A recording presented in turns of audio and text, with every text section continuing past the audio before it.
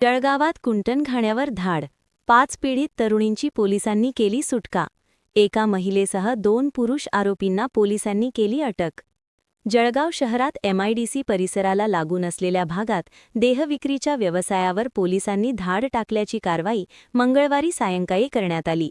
या ठिकाणी कुंटणखाना सुरू असल्याची माहिती डीवायएसपी नितीन गडापुरे यांना मिळाली होती। त्यांनी या माहितीची खातरजमा करून पथक तयार केले।